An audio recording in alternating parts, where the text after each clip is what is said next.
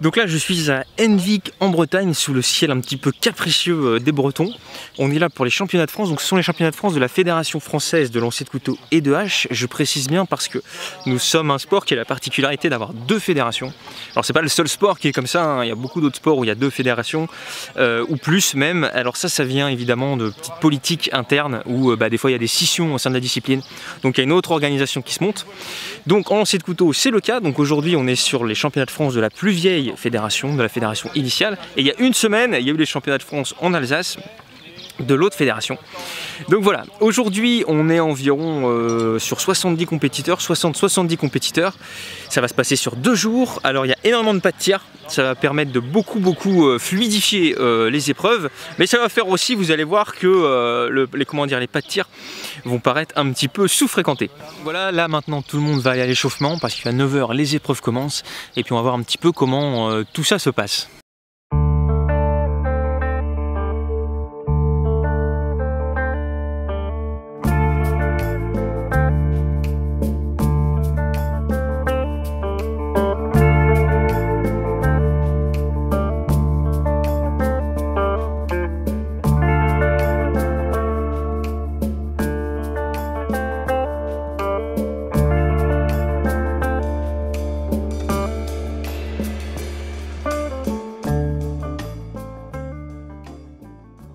Petit couteau, 24-25 cm, juste ce qu'il me faut. Je voulais un manche plus large par rapport à ma main, certains petits angles pour que ça rentre bien dans la fond de la paume.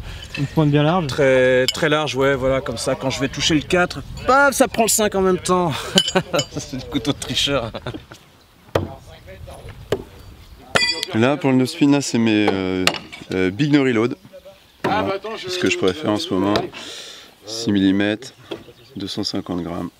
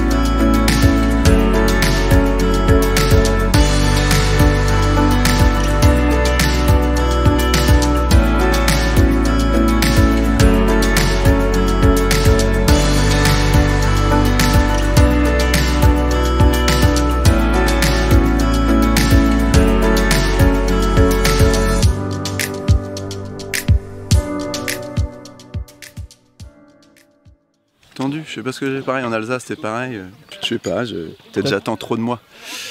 Donc on se met un peu de pression, puis tu vois là les mains qui collent un peu, le couteau qui glisse moins de sensation.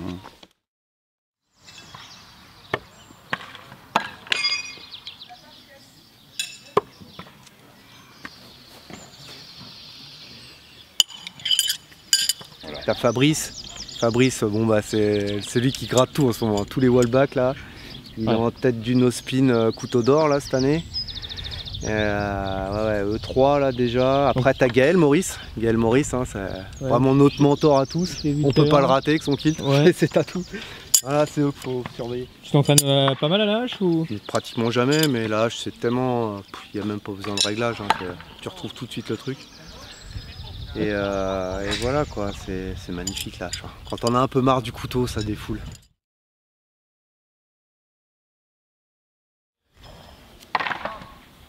Ah oui, oh là là, ça fait dur. Hein. Ouais, bien vu ça. C'est pas mal, hein.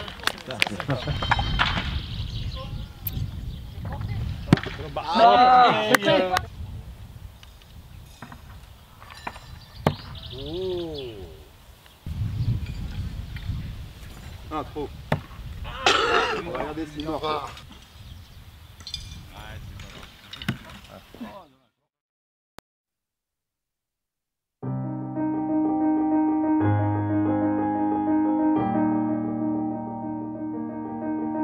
Sylvain Guénégou.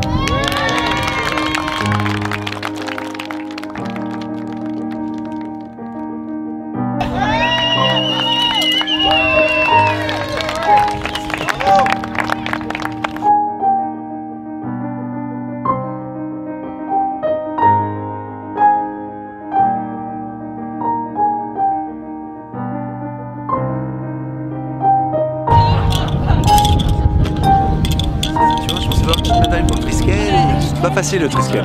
Faut être précis.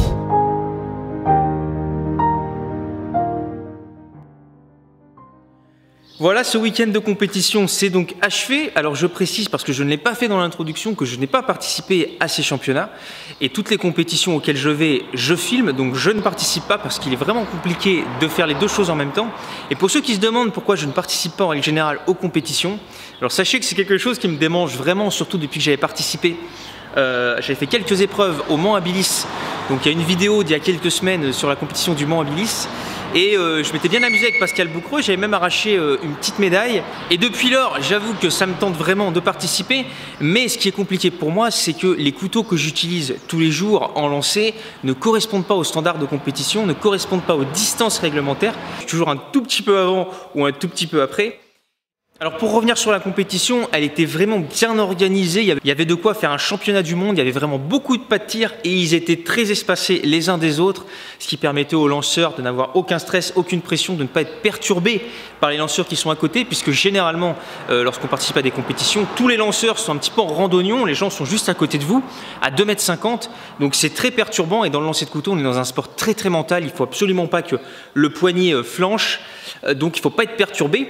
Et donc là, il y avait vraiment des conditions idéales. Alors mon regret, c'est qu'il y avait tellement de pas de tir et les lanceurs avaient beaucoup de liberté sur les épreuves qu'ils choisissaient de faire. C'est eux qui décidaient à quel moment ils faisaient quelle épreuve.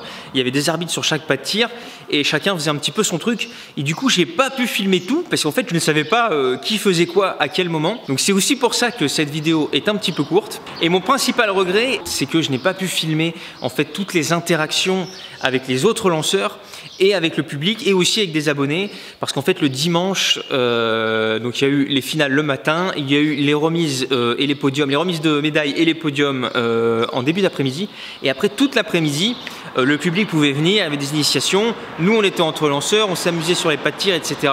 Il y avait beaucoup d'échanges, et ça évidemment, si j'ai pas de cadreur avec moi, je ne peux pas le filmer, parce que quand je commence à échanger avec quelqu'un, quand on commence à lancer, puis à s'éloigner de la cible, à revenir, etc., je peux pas à chaque fois dire attends stop, je cadre, etc., j'allume la caméra, on est obligé de vivre le moment. Donc voilà, c'est vraiment dommage, parce qu'il y avait vraiment beaucoup de belles choses à montrer, et malheureusement, j'ai pas pu le filmer.